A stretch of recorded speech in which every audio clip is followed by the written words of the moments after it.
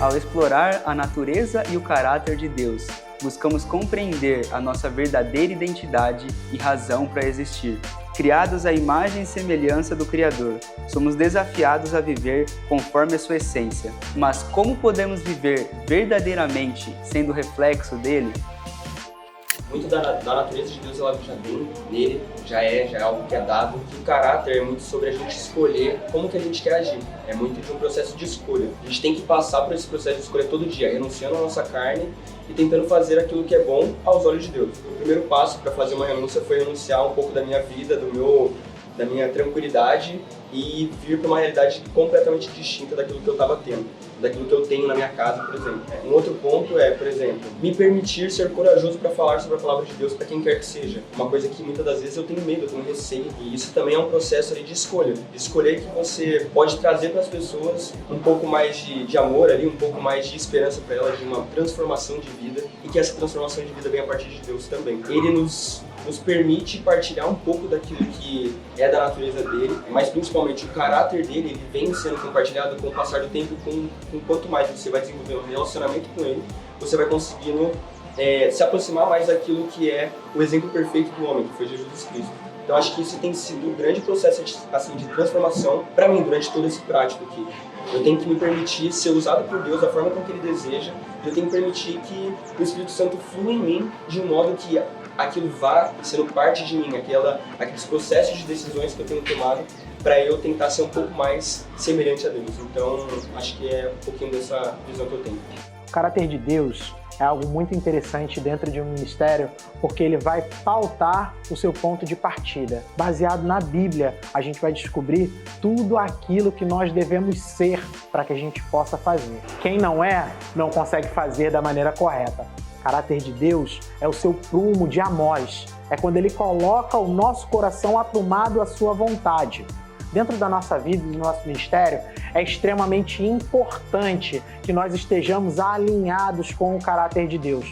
Sem isso, a gente não pode dizer que está no centro da vontade dele. A gente não pode fazer nada, porque tudo aquilo que nós fizermos não estará em retidão com a sua santa vontade. Como pedir que esse caráter esteja em nós? Duas coisas muito simples. Leia a Bíblia, ore. Às vezes a gente quer inventar a roda como se artifícios e artimanhas fora daquilo que o Senhor deixou para nós iriam resolver os nossos problemas. Intimidade com Deus gera o seu caráter em nós e a nossa vida gera vida em outras pessoas. O caráter de Deus no nosso dia a dia, ele pode ser aplicável em toda e qualquer ação que nós tivermos, né? Aquele que roubava antes não rouba mais. Aquele que mentia antes não mente mais. Às vezes a gente imagina que com as nossas palavras nós evangelizamos, mas a vida de Cristo e o seu caráter em nós evangeliza através de nós. Ou seja, quando nós não temos separação, quando estou na igreja sou santo, quando estou fora sou secular, quando eu tenho a visão do caráter de Cristo atuando em mim, na sua totalidade e em todo o tempo, a transformação que Ele fez em mim vai transformar o ambiente ao redor. E aí eu falo como Cristo, eu vivo como Cristo e a vida de Cristo vai gerando vida através da minha vida. Eu me converti com 15 anos, numa crise existencial muito grande. Saindo de um baile na praça e aí alguém terminou o evento, vamos levar você ali para a igreja, vamos, eu quero levar você e tal. Não vou não posso, como é que eu tô de chapa? Não, vamos lá, que Deus tem um propósito na sua vida. Nessa igreja eu aceitei Jesus como meu Salvador. Eu me formei no Seminário do Sul, ali eu comecei a entender que o Cristo que me mudou poderia transformar os meus amigos. Então começou assim. Eu sempre amei a igreja em si. A igreja que me ensinou de fato família. Porque eu não tive uma mãe para conversar comigo. E a igreja foi família para mim. Então a igreja foi família, eu queria que todos conhecessem a minha família na minha igreja. Então eu sempre levava. E aí, onde eu estava morando, sempre abordava com um grupo que era, podemos dizer na época, que era viciado, a gente dizia assim, não era uma facção ainda, onde eu morava, eu sempre era abordado. Eu falei, cara, esses garotos precisam do que eu recebi. Quando eu vi os garotos me abordando, eu falei, cara, parecia com meu irmão também era assim, vivia nessa vida e tal. E aí eu tirei um dia, num período de lua de mel, de ir lá onde estavam esses garotos. Como é que tá vocês, tal? O que você vai fazer aqui? Não, eu vim conversar com alguém aqui. Quem é o líder aqui? Ele ali. Aí eu fui. Quando chegou lá, e aí, o que você quer fazer? Não, eu sou da igreja aqui embaixo, eu vim orar. Meu irmão, você chegou na hora certa, aqui tá tudo ruim, não vende nada, o negócio aqui tá ruim. Você pode fazer uma reza ali? Meu irmão, não posso rezar, mas posso orar. Então ali naquele momento o pessoal se sentiu tocado na minha oração e falou para mim ir no dia seguinte. Aí fui pro seminário, pedi pro pessoal orar, o pessoal levou um tom de brincadeira. No dia seguinte eles já foram lá me chamar, porque eles falaram que foi o maior impacto de venda. Eles falaram que foi através da minha oração. E eu falei, não aconteceu isso não aconteceu isso não, cara, tô te chamando. Aí eu fui, irmão, eu quero que o senhor ore aqui, venha aqui orar com a gente tá precisando, eu preciso reconciliar com a minha esposa, a gente tá brigando muito. E aí comecei. No seminário o pessoal começou a interceder por mim, e uma igreja de Jardim Botânico orava por mim também. E ele viu que eu poderia ser a pessoa que poderia vir no Santa Marta. Quando eu entrei no Santa Marta, foi amor à primeira vista.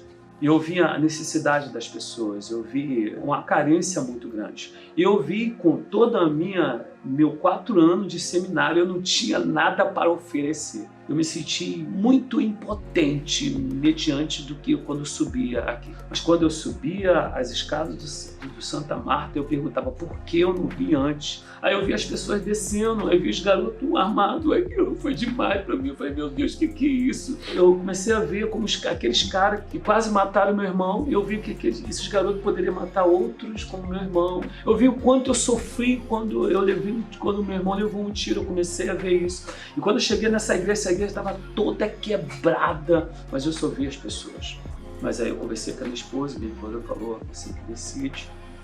Aí viemos para cá. Apesar da favela em si, todo estigma, via pessoas respeitosas, via as pessoas engajadas com a necessidade da favela. E via cristãos genuínos aqui dentro da favela que me inspirava. Eu comecei a formar dentro de mim um agente de Deus que poderia estar com a comunidade para crescermos juntos. Então, estar dentro de uma favela é ser um com eles e buscando ser um com Jesus para entender eles. Ser missionário, ser o reino de Deus, é estar na vida deles, levando a vida de Jesus que está em vocês. Isaías 61, versículo 4. Reconstruirão antigas ruínas, que era o Santa Marta, restaurarão lugares anteriormente destruídos, hoje é a urbanização, vocês veem esses prédios, renovarão cidades arruinadas. Tudo era barraco, tudo aí, ó. Ronaldo, agora tira onda aí de apartamento. Estranho apresentarão e apacentarão de rebanho de vocês. Quem era? Eram os missionários. Era eu, estranho. Porque os pastores nativos, eles foram agentes de oração. Eles oraram por a primeira igreja aqui, é a Assembleia de Deus. Eu tenho uma gratidão com a Assembleia de Deus, porque Deus é amor. Porque eles oraram. Quando eu cheguei aqui, eu fui impactado com a Jocum através dos missionários. Eu já tinha sido compungido lá em São João de Meriti.